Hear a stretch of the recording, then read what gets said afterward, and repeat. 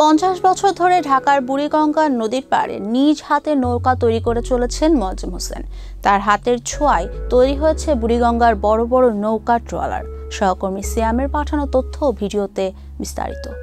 বুড়িগঙ্গার পাড় ঘেঁষে নদীর বুকে ভেসে চলা শত শত নৌকার মধ্যে লুকিয়ে আছে জীবন সংগ্রামের গল্প। বলছি মোহাম্মদ মোয়াজ্জেম হোসেনের কথা। বরিশালের স্বরূপকাঠি থানার সন্তান তিনি। অনেক বছর ধরে ঢাকার বুড়িগঙ্গা নদীর পাড়ে নিজ হাতে নৌকা তৈরি করেন। তার বাবা তৈয়ব আলী ছিলেন নৌকার কারিগর, বাবার কাছে হাতে খড়িদার। বাবার সেই দীক্ষায় নিজেকে গড়ে তুলেছেন মোয়াজ্জেম হোসেন। তার শৈল্পিক হাতের ছোঁয়ায় তৈরি হয়েছে বুড়িগঙ্গার বড় বড় নৌকা ট্রলার। একটি বড় নৌকা বানাতে সময় লাগে প্রায় 2 থেকে 2.5 মাস, আর ছোট নৌকা বানাতে লাগে 20 থেকে 40 দিন। এই নৌকা বানিয়ে তিনি গড়ে তুলেছেন 5 সন্তানের ভবিষ্যৎ, বিয়ে দিয়েছেন, সংসার সামলেছেন, অথচ আজও তার আয় চলে দিনমজুরির ভিত্তিতে। অনেক সময় ঠিকভাবে মজুরি পান না, কোথাও টাকা বাকি থাকে, কোথাও বা ভেঙে ভেঙে পায়।